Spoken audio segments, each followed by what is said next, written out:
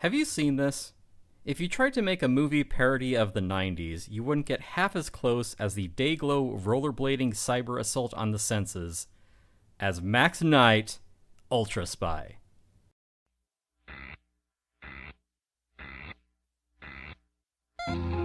Welcome to Have You Seen This? The world's only podcast about obscure, overlooked, and misbegotten media. All discussions will be spoiler heavy. You have been warned. This show would not be possible without the support of our patrons. If you would like to support our show, join us at patreon.com/haveyouseenthis. For just $5 a month, get access to our Discord and all 3 episodes every month covering movies you've never heard of, or maybe wish you hadn't. Also known as How to Confuse Generation Z and Alpha. Apparently. Yeah, because it's really heavy on world building. There's a lot of slang in this. There are a lot of dated references. Such that it's borderline incomprehensible. It's like reading A Clockwork Orange. After a while, you kind of eventually figure out what foo and cruckish, janky complimentary, by the way. I don't understand. Look, it was the future of the 90s. It was a difficult time for all of us. You know, when I think of great world building, I think Anthony Burgess and a couple of guys who later went on to start the Asylum. Yeah, it's perfect. Amazing. Oh, by the way, Yeah? one of the other writers, a woman named Sherry Strain, was line producer on Master Gardener, Paul Schrader's most recent film. So did she put Max Knight in front of him, and Paul was just like, oh, I gotta have this person line producing. The line producing on Max Knight is great. I'm sure he'll write about it in his next book on cinema. Now, if only they had her on the one, Canyons. Could have saved that movie. She could have tried. Yeah. This is cinema, but it is in pulse-pounding standard def. Yes, the first movie to 'Cause it's the be year 2000. released on CD-ROM, I think. So you gotta watch it in a tiny little square in the middle of your monitor. Yeah, it was at 320 by 240. It ran in Windows Media Player or Real, if that's the way you prefer. It buffered a lot. I gotta know, Tim, how did you find this time capsule? As I find all great things, it was on B-Movie TV at 10 o'clock. You gotta wade through a lot of slurry, but... And I do. When you get to that piece of corn... Yeah, it's. I watch a lot of the same movies. I watch a lot of police body cam videos of homeless people being murdered. Yeah, I'm sure Gavin Newsom enjoys those too. I see a lot of Canadian wrestling, a lot of Winnipeg comedy. What am I doing with my time? But sometimes you find stuff like Max Payne Ultra Night. Thin Maxi. Yeah. Maxi. Yeah, Ultra Night. Spy Kid. This is Max Magician Spy Kids. Yeah, this is a 2000 production, so already it's a historical drama about the 90s. Shot in Gold Coast, Queensland. G'day. That's right. Yeah, in the heyday that they were shooting a lot of stuff in Australia. There was another equally as good sci-fi show that was being made in Australia around the same time. 99, The Phantom Menace was shot there. The Matrix movies, or I guess the first Matrix. Yeah, Australia was really having its day as a film production center and destination for people looking for steep tax breaks and a favorable exchange rate. And clement weather in the right place. Yeah. This eventually dried up around 2006. And much like the country. Right, yeah. And then a decade later, I thought, I hear Australia has a good film industry. I'm going to go check it out. And you saw what the capitalists had wrought. Yeah, well, hey. With your own eyes. It was, well, yeah, that's, don't even get me started. Yeah, that was half of it. The other half being, like, it was a moment, it would be like checking out Vancouver because I hear that, they're shooting X-Files there and trying to look for a job there. But you also got to see, like, echidnas and fruit bats. Yeah, Australia's cool. It's nice. It has lovely people. It deserves Yeah, better. including our one listener, Australia. Shout out. You legend. But yeah, Max Knight, I found this on B Movie TV, and I only caught the end of it, but I'm like, wait a minute, I got to see what was happening here. And I suggested for the show because we have been chasing the dragon of the perfect 90s movie, and we've gotten close. We've covered Free Jack, we've covered Lawnmower Man, we've covered Virtuosity. But don't forget Johnny Mnemonic. Yeah, I couldn't. How could I forget Johnny Mnemonic unless I sacrificed part of my memory to be a better career? You shouldn't have put those 32 gigs in there, Tim. I know. Can you imagine 32 gigs? That's wild. Like, what would you even put into a drive that big? I sacrificed the part of my brain that lets me modulate my voice. That's great. Yeah, but this Max Knight Ultra Spy is incredibly 90s. It is just like a distilled version of what the 90s thought it was in hindsight. Does that make sense? It makes a nice counterpart to something like, for example, Cool as Ice. Right. Yeah. It definitely has more world building in it. So, some more outlandish characters, although Cool as Ice is pretty ridiculous on its own. Yes. But yeah. They're kind of looking at each other from opposite ends of the decade. So, you can start with Cool as Ice and end with Max Knight Ultra Spy. Right. If you were so inclined. Yeah, this movie is more 90s than casual homophobia. Remember AIDS? LOL. Oh, that didn't exist then. Sorry, RFMLAO. But if we knew anything, it was that the Teletubbies were definitely gay. Right, yeah. Gay as you please. Ha ha ha ha. Yeah. The movie starts with we meet our inert lead of Max Knight. The character the show is named after is a douche. Is the weakest, blandest part of the story, unfortunately. But he's got lots of cool gadgets because he's a spy. Yeah, what's the best thing about being a spy is having lots of cool shit. Yeah. But he looks to me, I feel like I know this actor, and he has worked consistently for the last couple or 3 decades. His name is Michael Landis, I believe. Mostly in television. His face looks so familiar, but I don't know if that's because he just looks like the douchey older brother of Tobey Maguire. Yeah, that is the guy. That's why you think he's familiar, because he looks like the guy that looks like every other guy.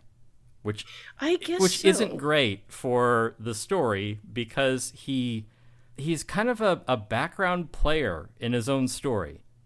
We have him show up in the beginning, and the beginning is a checklist of cyberpunk tropes. It's written like if there's like William Gibson fridge magnet poetry, and that's how they wrote the scene. Like, that's what you get, because he has he shows up with his he scales a building. He rappels down to the floor of the Japanese Megacorp, which is a toy company, but actually is hiding secret super advanced software. He talks into his virtual assistant through his headset mic. He has this adaptive camouflage like the Predator. He has to go through this web of security lasers. He fakes biometrics to unlock a vault. And at the end, what is he stealing? He's stealing a goddamn Tamagotchi. To make, and some of you right now are going, what? What is? Because you don't know what that is. All right, fine. I'll Americanize it. It's a virtual pet. Yes. You know what that is. No, you haven't known what that is for about 25 years. I'll see if I can link to an explainer or something, which I might have to do with a lot of things. Right. In this movie. Hey, if you weren't there, man, this is what the 90s were like. People had digital pets and sunglasses with a wireless microphone to their landline. A landline was what we used to call a phone that was plugged into your house. They all had artificial hearts that you had to charge every day. Oh, I know. The battery power just wasn't there at the time. Makes a lot of sense. Yeah, that's back when you get like an hour out of a laptop. Yeah, like Tim's PowerBook. Right, yeah. Well, no, that's because it was broken. Goodbye. Also from the 90s. Yeah, that's why it was so busted. Thanks, Steve Jobs. Go drink your juice, bitch. Right. Yeah, so he gets the Tamagotchi. The Tamagotchi, the virtual pet, is a or digital pet. Yeah, geez. Was this the inception of Pokemon? Did Pokemon come out of Digipets or Tamagotchis or? That I don't know Wow. because I'm not an expert in Pokemon, but I do know that this was right about the time that Pokemon did break massively in the U.S. because I think that movie with Mewtwo came out that year. Oh, was that when Mewtwo got canceled for all the sexual harassment? Oh no, I think of a different Fucked up hashtag. that he never saw any. Yeah, well, it's. Sorry, I stepped on your joke. No, it was good. Yeah, well, fix it in post. I'll just go ha ha ha ha, and then I'll just cut them together. All right, cool. Right. But yeah, so digital pet. It was. We'll explain. Yeah, that it was in the notes. Yeah, it was like God, you know how there's a Nintendo Switch. Fuck, this is gonna take a long time. You know what? Let's do this. Listeners, hold your questions till the end because we have a lot to get through. Yeah. So the MacGuffin is a Gigapet, a Tamagotchi. It is at least for this opening scene. Well, no, it's the inciting incident. It sets things off because. Yeah, you better explain because I don't think that I grokked this movie as well as you did. I'm sorry, I don't understand your elite myself. hacker slang. What was that word? Oh, sorry. I was being too elite for school. God damn it. Sorry, I'm being a lamer, spelled with a 0. Yeah, I know. And I know you're all saying now, as you're listening, go to bed, Grandma and Grandpa. Oh, yeah, you used to have little animals in like a keychain. Like, that's nice, Grandma. Yeah. No, we had to use the internet through our phone. Like, we use the internet through our phone right now. Like, no, you don't. It was a box you had to plug into the wall. It made these weird noises, and you had to do it through your phone?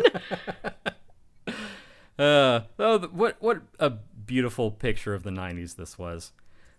It's amazing. It's the future of the 90s. Before we get much deeper into it, I did read up a little bit because when I watched this for the first time, I was like, what the fuck am I looking at? Yes. And when I got to the words Paramount Pictures in the opening credits, I was like, what? Yeah, that's even more baffling because it reads like a TV pilot. Yeah, because at first I thought this was some really embarrassing feature that an ambitious person made with their video toaster. But then I was like, okay, like it's maybe it's like a TV pilot or something that didn't get picked up. But as it turns out, I did do some reading into just exactly where a thing like this might come from. Golan Globus. And it came out of something called UPN Blockbuster Shockwave Theater. Absolutely. This has the stink of UPN all over it. Yes, and that explains the Paramount connection because, it's United Paramount Network or whatever the fuck. Yeah. This has like that same like Andromeda with Kevin Sorbo vibe to it. Yeah.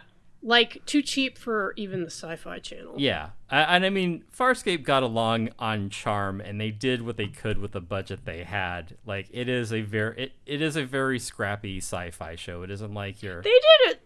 From what I've seen of Farscape, they did a pretty damn good job. Oh, yeah, absolutely. It wasn't like Lex. No. It isn't like Lex where you can see like, oh, they just took the label off a Gatorade bottle and spray painted it silver. Like it isn't like that. But yeah. That pilot episode of Lex looks like it cost 50 cents Canadian. Oh, Canadian exchange rate, the final insult. It'll cost you 1 loony. Right, yeah.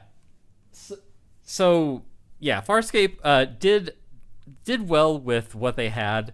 Like I said, it wasn't like a network TV budget. It was on the Sci-Fi Channel. But yeah, then you go a tier down, and then you hit UPN, and that's where you get the same aesthetic for Max Knight Ultra Spy. Shit, now I just realized we have to explain UPN for the kids. Okay, so where to start? UPN was basically like a dumping ground for Paramount properties and syndication. It's anything that they wouldn't put on the WB. Right. Yeah, like Warner's had the WB, and I guess Paramount had UPN. These were kind of like these auxiliary networks, unlike the biggies, like they're NBC, UHF ABC, channels. CBS. And I love that, like, in the movie they use a lot of like digital slang that you're like, these are just made up words.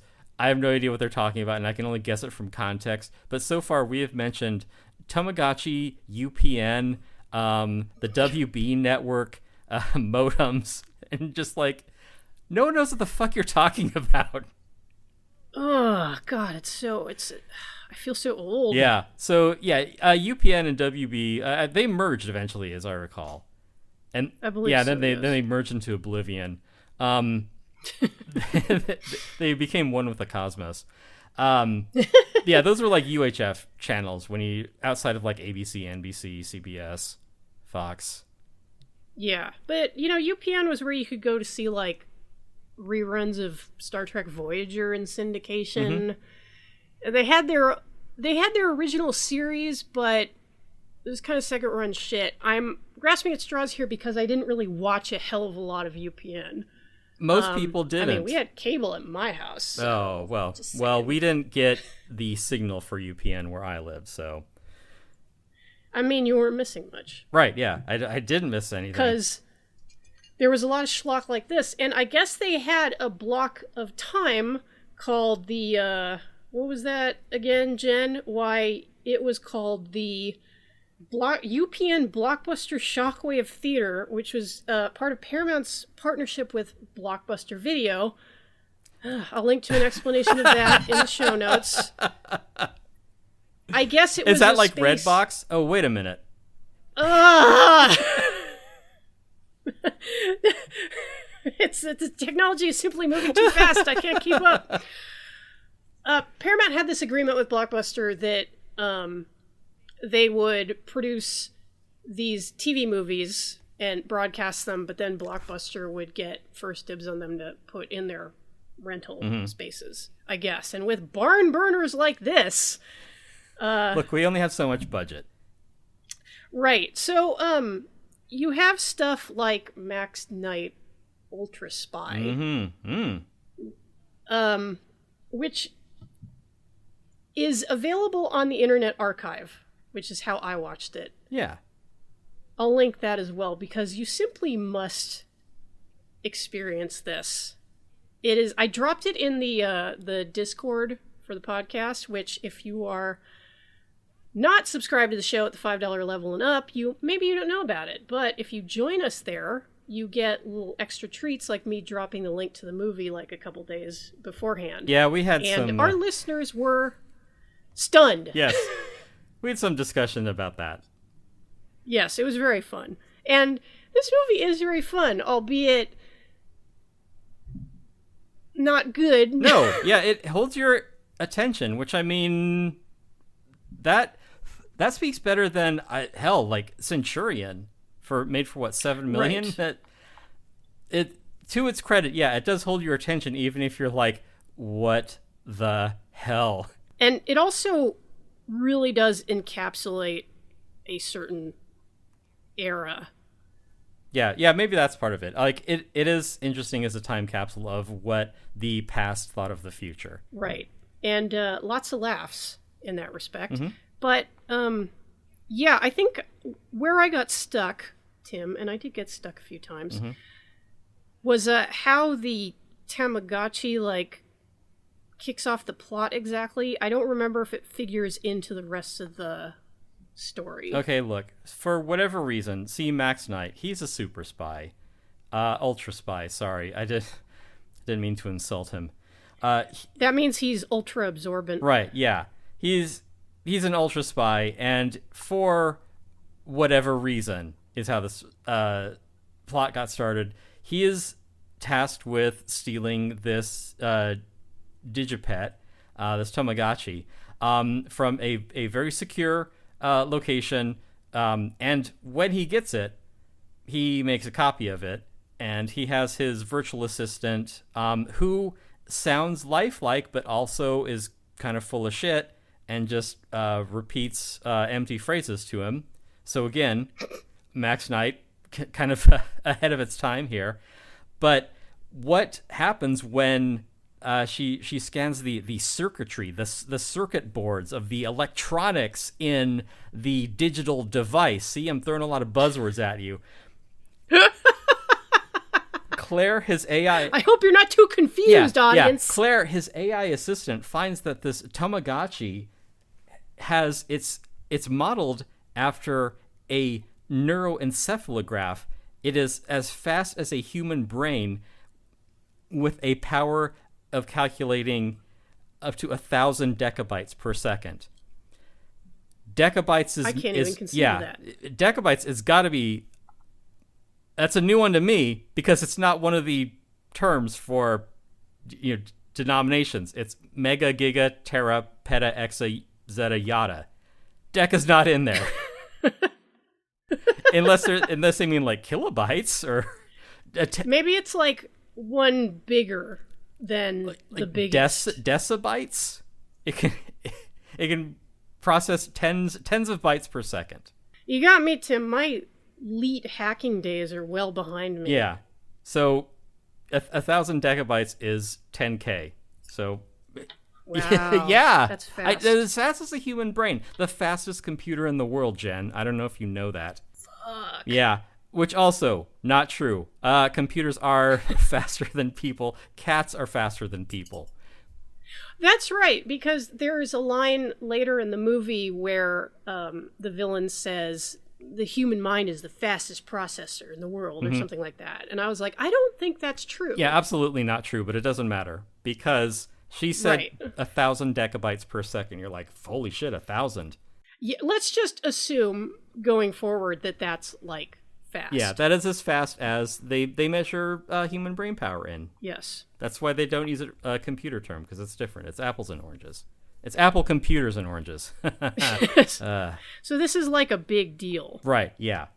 And so she tells him this, and she hits on him because she's programmed to. She repeats pickup lines, which is, a subtle bit of world building, that her, compliments are disingenuous, and it's just she's reading from a script. She's more evocative than Siri, who is an R word. And a really useful thing. Yeah. See, she's a better assistant than Siri, or Alexa. Well, I mean, she doesn't spy on you like Alexa, and she's better than... I'm a better assistant than Siri. Well, yeah, That's a low bar. And she's better than Cortana because Cortana's dead. So, yep. So that is Claire, the epitome of AI assistants, helping him out, doing his job, making Many Penny-esque double entendres that she doesn't understand, just so he can make a smirking remark about them. Yeah, and this is one major feature of this particular program, and this is another way in which I totally time tripped while watching it. Okay. Is just and I'd forgotten this because we've moved forward so much since the year 2000. When it comes to anything nerdy, there has been an improvement in the writing of characters, of relationships between men and women, of treatment of women on screen. And when I watched this, I was like, oh yeah, I forgot that a lot of sci-fi used to be like this. Not all of it, but quite a bit of it. Mostly the kind of thing that you would watch on UPN on a Friday night. What do you mean? It's just this baseline level of sort of smirky sexism. The word puerile springs to mind. Okay. I mean, you don't need to look any further than the cyber James Bond titles to see where it's getting what it's modeled after. Right, and the opening credits are like a take on the kind of opening credits you would expect from a super spy movie. So, of course, the main character in this is the coolest fucking guy on Earth, albeit bland. And he has a super hot, perfect 10 virtual assistant who also gets jealous of real women in his life, even though she's not really sentient. Yeah, well, she's programmed that way, and B, I mean, this is following that, Bond Moneypenny dynamic, where it's like, nothing's going to happen between Bond and Moneypenny because she's a professional and knows that he's a lush womanizer. And that nothing's... Well, the other thing about Bond and Moneypenny is that was before MI6 had an HR department. Oh, yeah, absolutely. It just wasn't seen as necessary at the time. Right, yeah. It's like, he hits on... your boss hits on you, or you hit on your secretary until, she relents, and then you marry her. That's how it goes. She relents, or she slaps you, and you fire her and get one that isn't quite so ornery. Well, she slaps you, and then you try again next week. It's about being persistent. Yeah, because that just means she's interested. Right, yeah. Yes. But, yeah, it's the same thing. Max I'm Knight Don and... Draper. Right, yeah. Max Knight and Claire, not Cortana, Claire, they have that relationship where it isn't going to go anywhere, but she's programmed to be in love with him, even if she's not bad, she's just programmed that way. Yeah, and she's got a perfect structured long bob, which is like, oh, well, of course she's virtual, so her hair looks very smooth. And her dress is modeled on Marilyn Monroe's iconic dress from The 7-Year Itch. Because... Oh, that's totally what I was going to say, yeah. What else would a dream woman wear? Right, yeah. So she's completely devoted to him in the same way that my laptop is completely devoted to me. It's just an object. I mean, I care about it, but it also does my bidding anytime I want it to. True. Don't read any further into that. But the other thing that we find out when we're introduced to the actual star of this, we find that Claire is the spitting image of Ricky, the sister of a child prodigy physicist, which, I mean, Jen, I know that you have your issues about sexism and whatever. The other issue that this raises is that Claire is an unauthorized deep fake of Ricky. Like, unless Ricky is, licensing her image, out to be, someone's slobbering digital assistant, at some point, and I know it's not pertinent to the story, it's just, oh, you look just like the woman I'm in love with. Lucky me. If Claire is a AI-generated digital assistant, she's cobbled together from open, publicly available, though not in the public domain, images, then you know that Claire is, there... Isn't there some kind of legislation against the deep fake porn, to prevent this from happening? Yeah, I don't obviously this future world is a dystopia because she posed for some photos that ended up on Adobe stock once, and now she's stuck in some guy's computer. And I was waiting for this. How many guys' computers where she's just programmed to act however they want her to? It's like that Taylor Swift folder that I showed you. It's I was hoping for Charlie XCX, but anyway, you don't have to. She'll put those on herself. Mm-hmm. But I was waiting for this to pay off in the story because it's not hard to draw the conclusion once you see the female lead in Meat Space going to meet her sister at the lab she works at. Even though she's 15, I don't know. Yeah, she's a plucky 16-year-old who's doing postdoctorate work. Yes, right. I guess. Oh, and yeah, it must be a university setting or something like that. Right. So when they I believe they have at least one university in Queensland, or at least a trade school. Oh, good for them. Yeah. I hope it's not overrun with cockatoos. It is. Cool. Watch your croissants. When you see our female lead, who, yes, is a fucking 10, very attractive woman, it's not hard to see how powerfully she resembles Max's dream woman in his computer. And you're like, oh, wow, I wonder what this is going to mean to the story. As it turns out, very little. She even notices the resemblance, but just kind of forgets about it. And then there's a romance between the two. And I was like, wait a minute, like, what, like... Yeah, if you took a woman back to your place and she found, like, the, the stuffed old t-shirt with, like, a laser-printed color photo of, like, your avatar from social media, like, printed out and stapled to, like, a balloon head... And there's like a kitchen glove that was like full of KY. How do you think she would feel about staying the night? Obviously, she'd be like, "Oh my god, that's so cute! Like, have a bite of this peach." She'd be like, "This is very flattering." I have to go. Yeah, yeah. The female lead, although let's be honest, the actual lead of Max Knight, that's Rachel Blakely. If you're me, you recognize her from The Lost World, or also occasionally from Xena. Oh, okay. Yeah, it was. I was expecting a Farscape episode or two, but surprisingly not. It is unfortunate. Although maybe I'll have to go back and look. Maybe there's one where she's under heavy makeup and I didn't notice. But yeah, Rachel Blakely, you would notice. Yeah, she is stunning. Yeah. Yeah, from the Arthur Conan Doyle, The Lost World series. She is the civilized one, and then there's a blonde who's the Sheena Jungle Queen-ish type. What the fuck channel was that? I want to say UPN. I mean, just take a shot in the dark. Were you just watching any shitty off-brand TV show that had Australian actresses in it? Because I totally would believe you would do that. Maybe. See, that's what the internet was good for, is looking up hot women from TV. Right, yeah. So we meet Rachel Blakely, and yeah, she's gorgeous. She has amazing eyes. She's very charming, very pretty. And yeah, we are introduced to her just working with a bunch of dipshits at a some kind of science lab.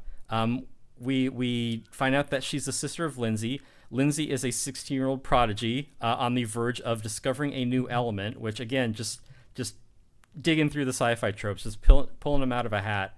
That is pretty impressive for someone who normally is getting their learner's permit and braces. Yeah, and the thing is about like these kinds of child prodigy is it's always presented as an unequivocal good thing that like, oh, like she's like 14 and went to MIT. Totally forgetting the can of worms that is like throwing someone who's barely pubescent into the social turmoil of not just advanced learning, but also a somewhat advanced social setting. And I don't know about you, Tim, but I was barely ready for college when I got there at 18. There were a lot of hard lessons learned. I can't imagine trying to navigate that if I had been like 3 or 4 years younger. Yeah. They wouldn't even let me take my prize pig into the dorms. I had to buy shoes. It was awful. But none of that matters because it ain't that kind of movie, kid. This girl is a genius, and she is on the cusp of discovering 120. It's a new power source, element 120, that does not decay and provides limitless energy. Yeah, and it was right there the whole time. Like, why didn't one of us spot it? Well, you need to like pull it out of the ether somehow. You got to put it in a cyclotron. I don't know. It's science stuff. Look, I'm not as smart as a 16-year-old. I can't. I'm sure there is a massive show Bible explaining all of this. Yeah, this gets one brief sentence somewhere in the show Bible. Yeah, so she is working on discovering this new power source, discovering this new element, which is crucial because that Tamagotchi that we saw earlier, that doesn't have enough power to accurately emulate brain functions without current power resources. So okay. So if you hook it up to element 120, then you can finally power a brain in a computer, the dream of us all. Okay. Well, I'm convinced. Yeah. Also, Lindsay has like a lab assistant whose name is a homonym of fecal. It's It appears to be Fleagle, which leads one to ask Fleagle. where his friends Drooper and Snork are.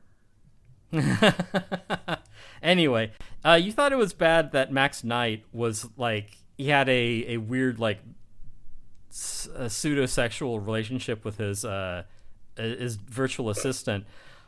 Fleagle is like just perving on Ricky like in any free moment. Yeah. Which, I mean, fair. That is an unsocialized nerd who's like, well, she's got her VR headset on. I'm going to stare at her boobs right now. Yeah.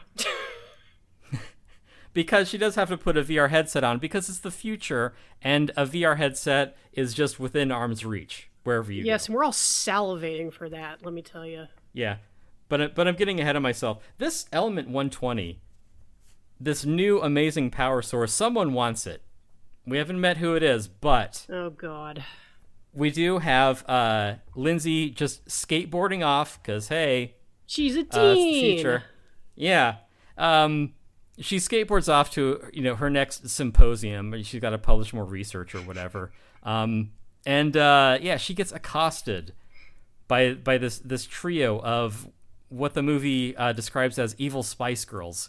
Yes, because, as we all know, especially having just covered the movie Spice World, it was the year 2000, and everybody knew the Spice Girls were dog shit, and those girls were stupid holes who should go the fuck away. Oh, absolutely. The movie knows that as well. Yes. They're fashionable lady mercenaries because, they might be bad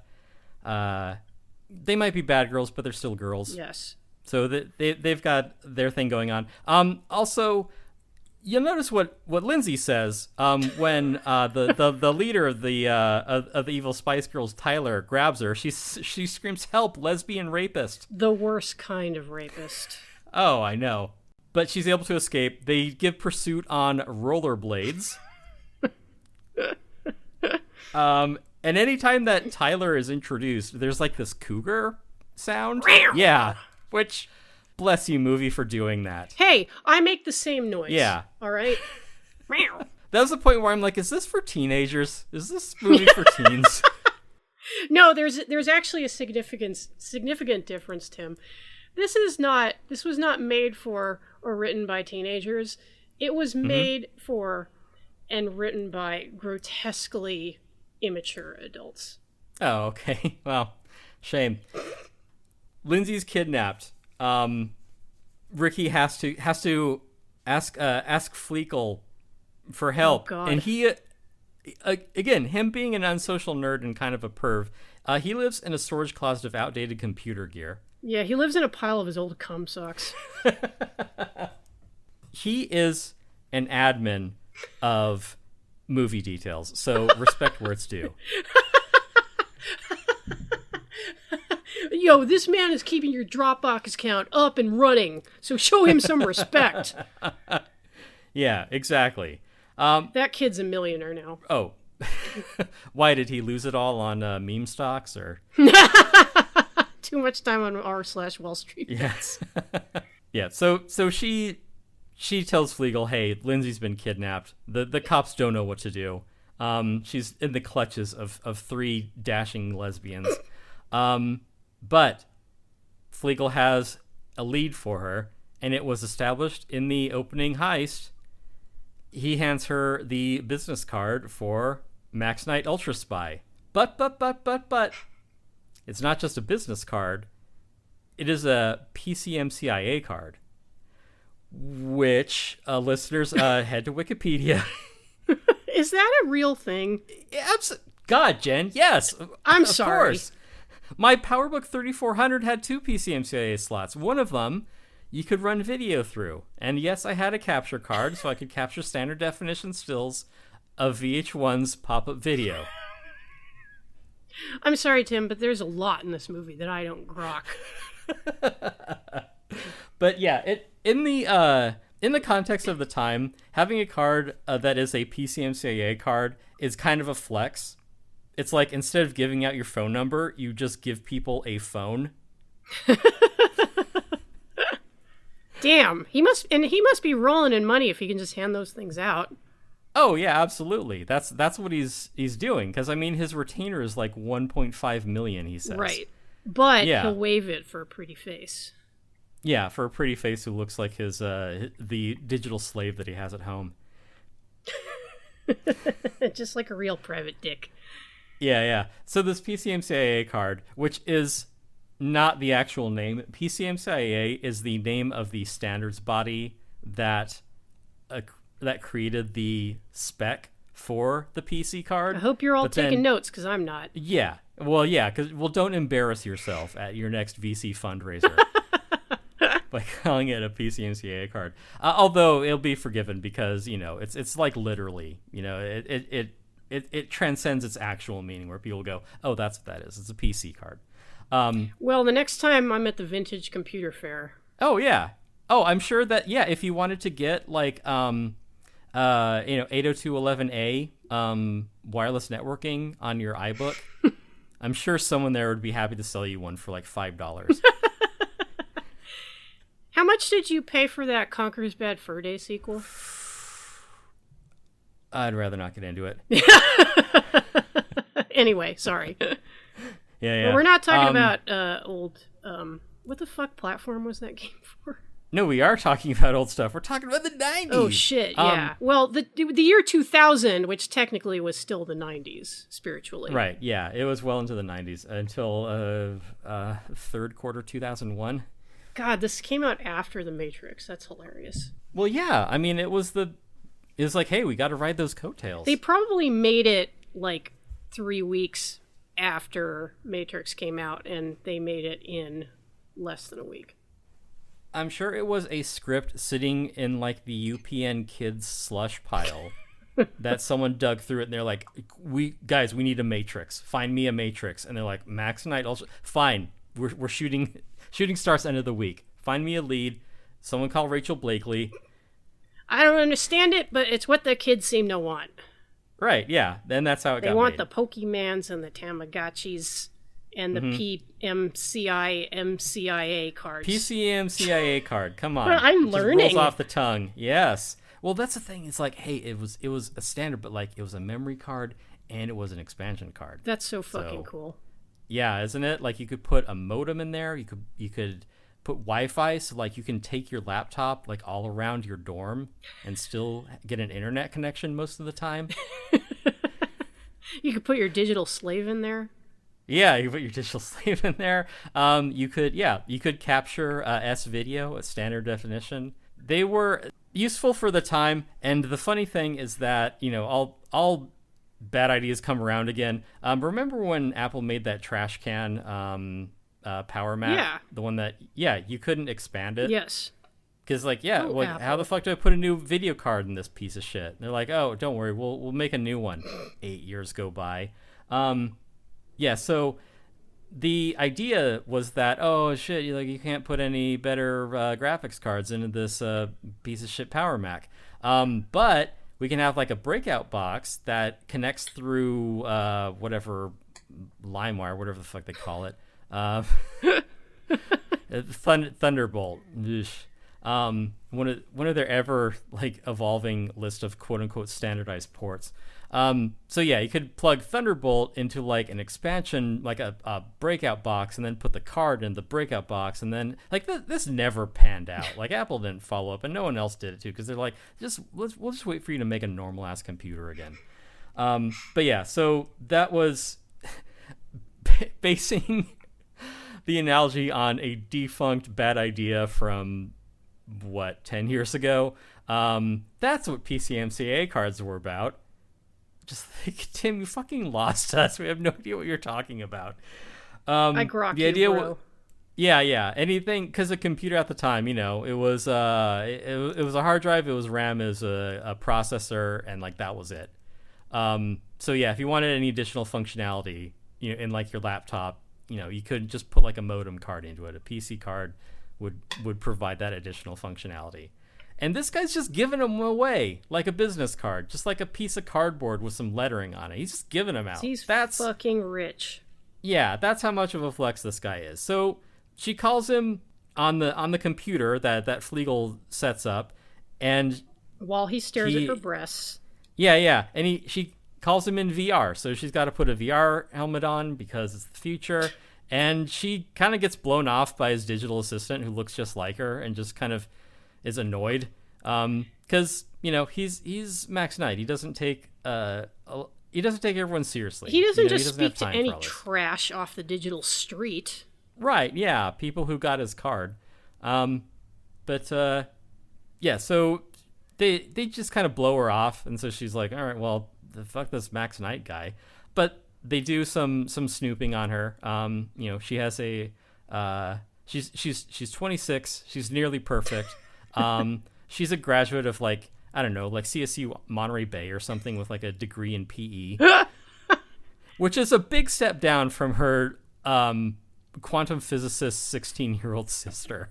But yeah, so they look into it enough. And we've been talking up about what an amazing prodigy this Lindsay chick is.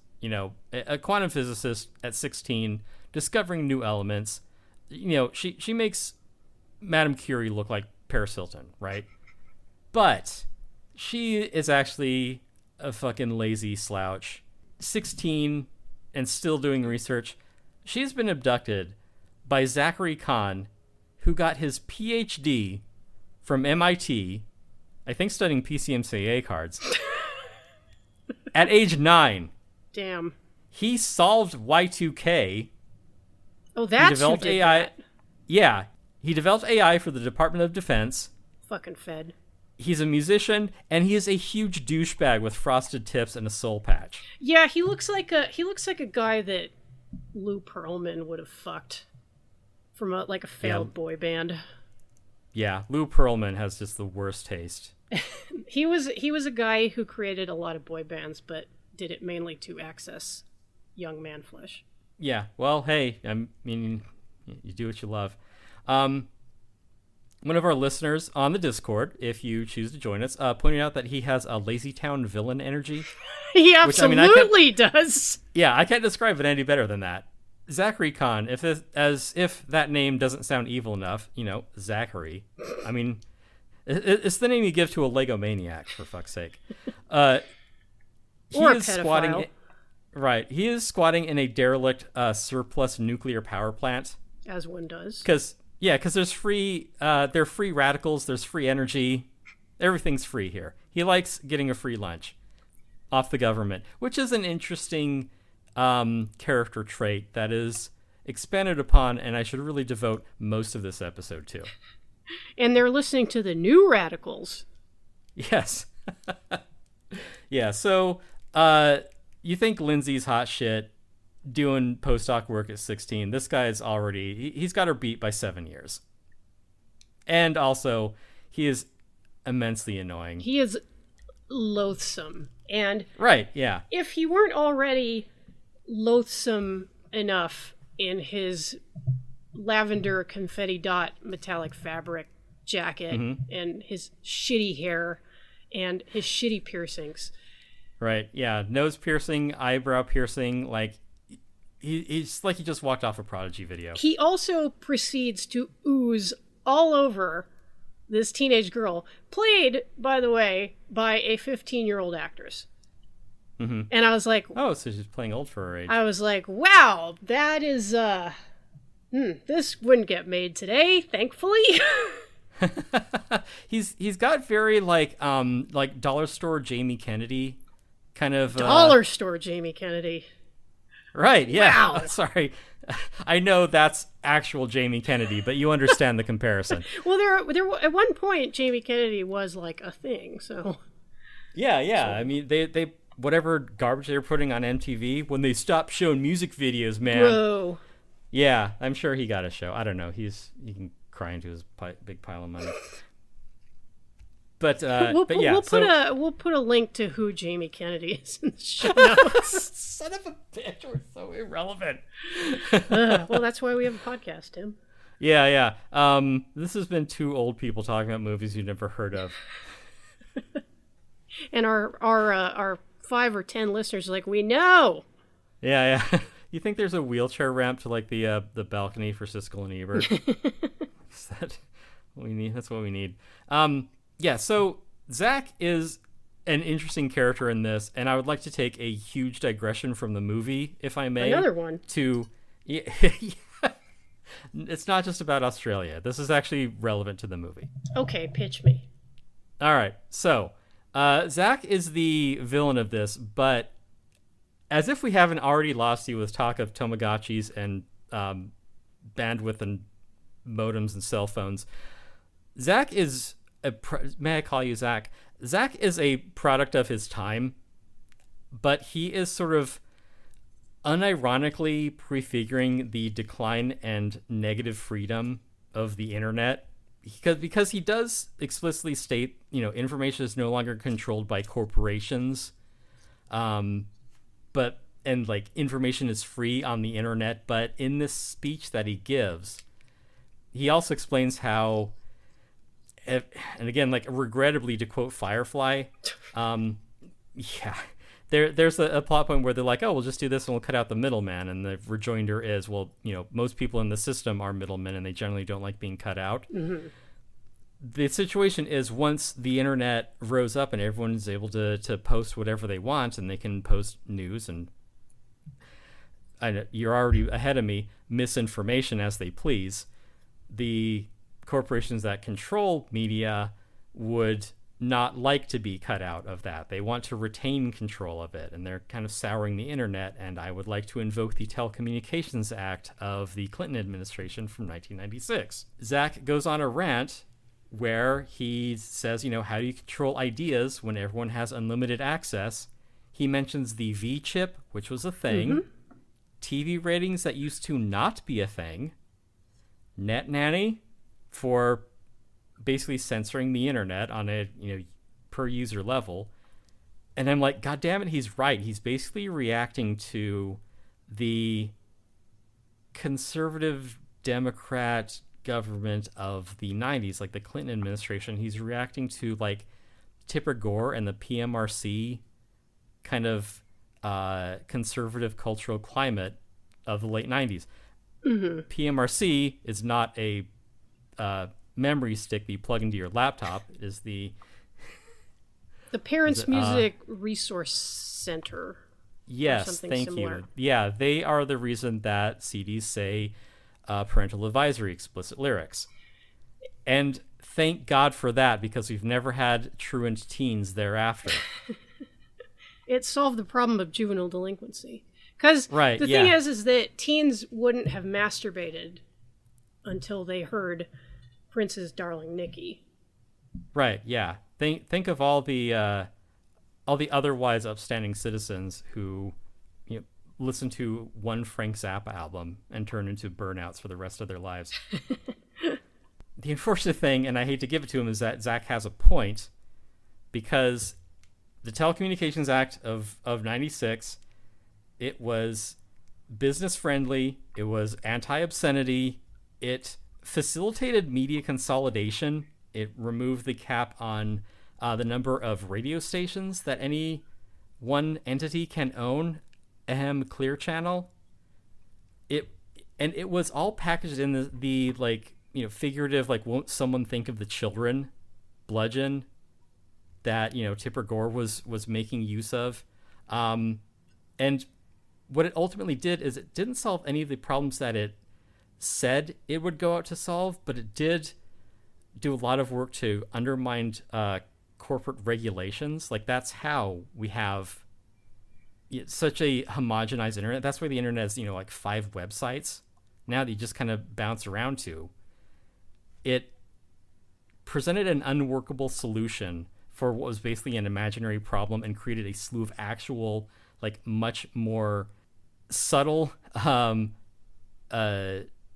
pervasive problems. It benefited incumbent media companies. It squeezed out new players in the digital, the online space. But it was kind of wrapped up in this we're helping to regulate the internet, but it actually had the opposite effect, in that it allowed corporations to grow and have more control. That's why we have basically 4 cell phone carriers. A lot of it was sort of half-assed pie in the sky notions of how to encourage competition, but ended up having the opposite effect.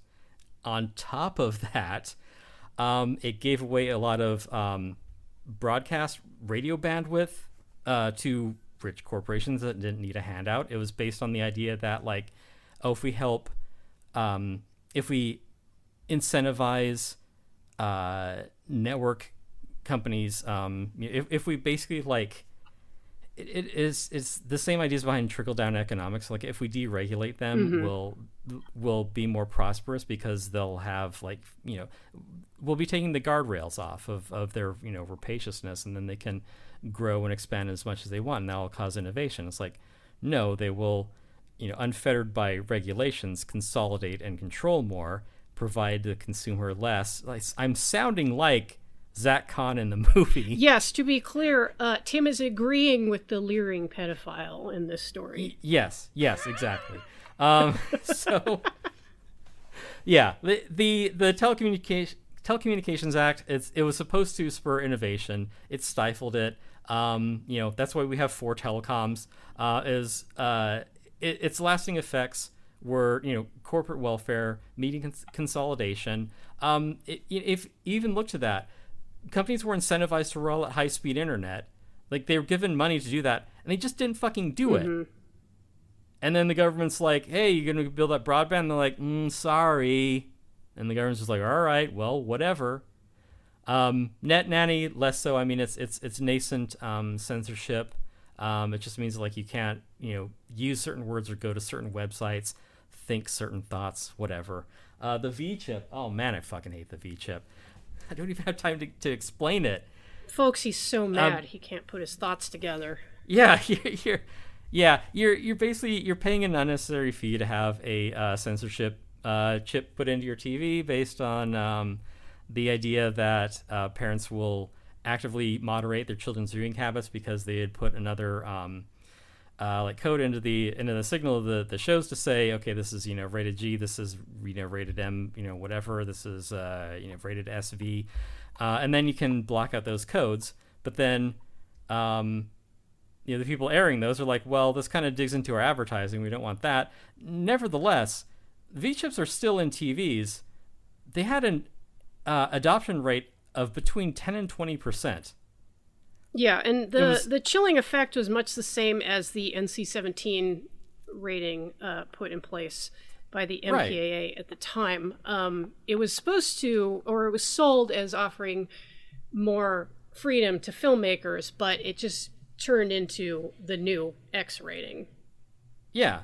And no one who producing films wanted a film coming out with an NC-17 rating. They were like, cut it to an R or you're in trouble. Yeah. This is all, like, anti-regulation, pro big business, culturally conservative government overreach. Like, I hate that I'm saying these words, especially, like, in this context, but it's like, this is the fucking Clinton administration that was doing this. Yeah. That was like, I'm here to, like, give corporations more money and also restrict how people are able to express themselves. Yeah. And you, the taxpayer, is going to pay $10 every time you buy a TV. Also, just the media program for explaining to people what the V chip was $500 million. People didn't even fucking use it, and it's still there. It's just hanging out. Like, we're living on the disastrous fallout of this ill-advised program. This is why I have absolutely no interest in 90s nostalgia. Oh, I'm going to keep talking, though. Yeah, so... I'll hang up and listen. Right, yeah. American media outlet companies shrank from 50 in 1983 to 10 in 96. And in 2005, it was down to 6. So, fuck the Clintons. Yeah, that's a perennial. That's a bit of 90s nostalgia I can get behind. Yeah, I mean, even as a kid, I knew that it was wrong-footed, but I had no idea the extent to which, like, it would shape the internet and media going forward for such a net, no pun intended, negative. God damn it. I can see why, spoiler alert, Zach Kahn wanted to nuke the entire planet over this. Yeah, what Tim was eventually going to say, I assume, is that Zach not only wants to destroy the planet, but before he does that, he wants all of his acolytes and himself to download their consciousness onto the internet. Yeah, because we finally, at the beginning of this, have the two missing components that we need. We have the Tamagotchi that can emulate a human brain and its circuitry, and we have Element 120 that gives you the power source. We're giving this UPN movie from Queensland way too much gravitas. Yeah, this is... for what it's about. This is like if you say, we have Ghost in the Shell at home. And you get Max Knight, Ultra Spy. Yeah. The layers to this Zach Kahn character, though, because I agree with his premise. It is born out of a 90s countercultural, reactionary, anti-government sentiment, basically in favor of the free and open web, which I support. Mm-hmm. But that viewpoint begins to curdle because somewhere along the way it turns into a libertarian ideology. Right. John McAfee is like, like his life is like a, I don't know. I would say like a bad Dan Brown novel, but I'd be repeating myself. I don't know. He's maybe like the real life Max Knight.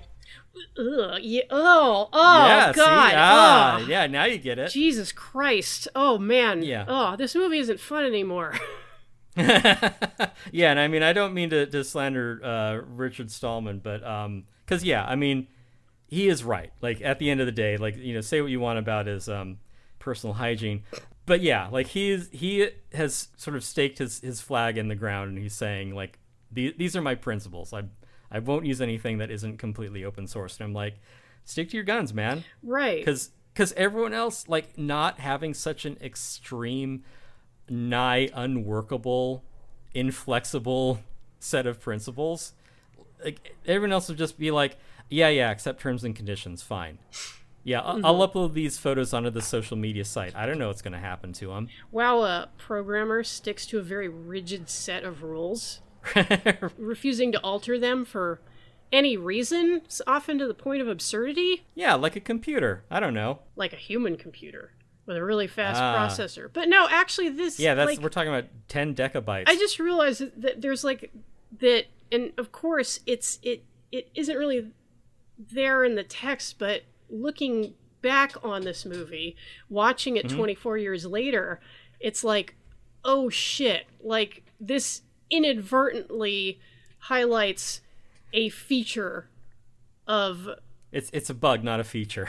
Right. I'd say the world of computers and the internet, but like I said, it's most fields where it's like, yeah, these people are doing amazing things technically, but they're also licking 15-year-old girls' faces. Right. Yeah. It doesn't know how right it is about a lot of the stuff.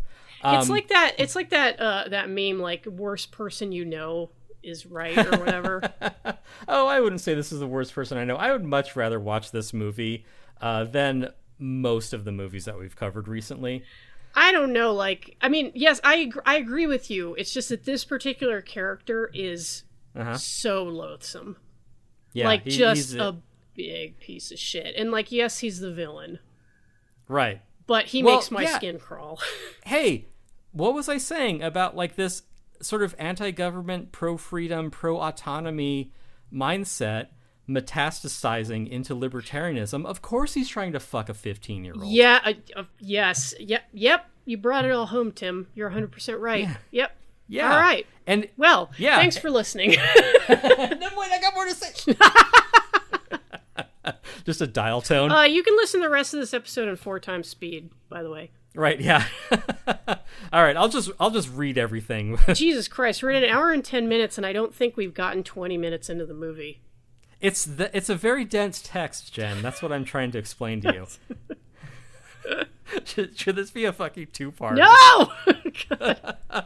I don't want to edit a 2-part episode about Max Knight Ultra Spy. Look, evil Jamie Kennedy says corporations won't stop until they choke the life out of the web, right? So he is in favor of personal autonomy, personal responsibility, on the web. of people being able to do whatever they want. And that's what I liked about the internet of the time. Oh, shit. I mean, and later what? on in the movie, when, Yeah? spoilers, when Max Knight goes into to chase him in the virtual world or Half-Life or whatever, Uh-huh. he chances upon Zach on a website, which is like, you know, teenage Yeah, it's a triple X whatever porn sluts website. with boobs.com or whatever. Of course they're teens. Yeah. Jesus Christ. Was it teens? Yeah. No, I remember it was Okay. teenage. Oh, okay. You're already primed to see that? No, like, I'll even go back and, like, look at I have it in VLC right here. Right, yeah. VLC, by the way, open source software. That's right. Support, open standards. It's helped me quite a bit with this show. Right. Just watching wretched garbage. Yeah, otherwise, like, where are you going to find Windows Media Player? That's right. Yeah, when you'll find something that will decode Cinepack. Oh, there it is. Okay. Teenage cyber sex kittens. Wow. And then there's a little banner in the bottom corner that says teen, teen, teen. Okay, so it's sort of the Quentin Tarantino foot insert of this character. Feeties. Yeah. Yeah, and again, he's a entrepreneur of the early web who made a bucket load of cash, truckload, I guess. A bucket load wouldn't be very much. A truckload of cash by just having some, like, basically an unregulated porn site. Yeah. I mean, not the same, but I worked for the guy who made the X camera ads. Do you remember those? Nope. All right. So it was just a shitty webcam, but the ads for it, for a time, were goddamned inescapable. It was just the X cam, and like you would see an animated GIF ad of it just everywhere you went, because he just ran the numbers where it's like, you know, it costs me 4 cents an ad, but I make 5 cents per camera, and like that's how he bought his jet. It's fucking insane, and it doesn't reward any sort of morality. It's just like, well, these are the numbers. Go ahead and do the thing. That's the internet. Yeah. We aren't even talking about the movie anymore. Another point for Zachary as a libertarian. He's talking about how he loathes government regulation and corporate oversight. So what does he want to do but build, you know, Jen's proverbial golden castle on the moon? He's like, let's all be Sealanders, you know? Let's live outside of government regulations. Let's live in the internet. Yeah. He's saying, I want to build a more perfect world that is irrespective of any laws and social norms and consequences. Like, we can live forever just pretending to fuck digital teenagers as long as we live. It's beautiful. I can see forever. Right, yeah. So he's describing this new culture that is a new, flatter, better society. He's basically describing Second Life, and he's talking about fucking crypto. Ugh. And God, Bitcoin, it just gets worse and worse, doesn't it? Yeah, it is. He is a replete in his libertarianism. Bitcoin didn't even show up until 2009, but he's talking about living outside of currency. I guess if you download your consciousness to the internet, you're going to need to pay for server space. Yeah, there's that too. I mean, the internet just sort of exists Yeah. in this story. It's just hand waved. It's like the cloud. Like, what's the cloud? Oh, there's a lot of hand waving going on in this script. Right, yeah. But to describe what this character's ideology all hinges on, right? He kidnapped Lindsay to get Element 120 because it is a new power source, because he needs to power his new, like, paradigm. What two technologies that are utterly hollow and bring nothing of value to civilization have we needed a whole lot of power to produce lately? Yeah, when the crypto thing happened and people are guzzling power and driving up the cost of graphics processors to mine whatever fucking Ethereum or something. Dogecoin, yeah. That, and then that didn't really lead anywhere. I mean, except for the people who got in early, right? But then after that, then along came AI. And so Zachary is a perfect distillation of this technocratic villain who, when presented with a new sustainable perpetual form of energy, isn't like, oh, we can finally curb global warming. It's saying, I want to mine Bitcoin and live in Second Life. Yeah, it's basically Elon Musk planning to fuck off to Mars or wherever. Yeah. It's like, none of this trickles down to anyone else. Oh, absolutely. Yeah. It's Musk on Mars. It's Zuckerberg holed up in his like Hawaii compound. It's an unnamed billionaire's bunker in New Zealand. Yep. Like they all have the same dream of being like, I know that the world is going to end, but I've got an escape plan. Rules don't apply to me. Yep. So he doesn't even know it, that he's a perfect distillation of this, tech bro mindset. Yeah, and he's going to boil the oceans so he can achieve escape velocity. The rest of us can fuck off. Right, yeah. He's happy to burn the world down, which is currently happening, just so that he can live in a computer forever. Because, yeah, he's the one who gets to win at the cost of everyone else. It is such a cancerous viewpoint that, the more he talks, I'm like, this UPN TV movie from Queensland doesn't know how much is getting right, and it's driving me crazy. Yeah. He's mad, folks. So tune in next week when we'll discuss part 2 of Max Knight Ultra Spy. Thanks for listening. If you enjoyed this episode, you can get 2 extra episodes every month, plus access to our growing catalog of reviews for just $5 a month by going to patreon.com and searching for Have You Seen This?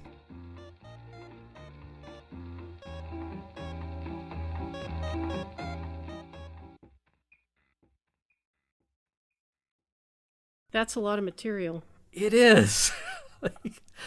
We haven't even explained the fucking movie. No.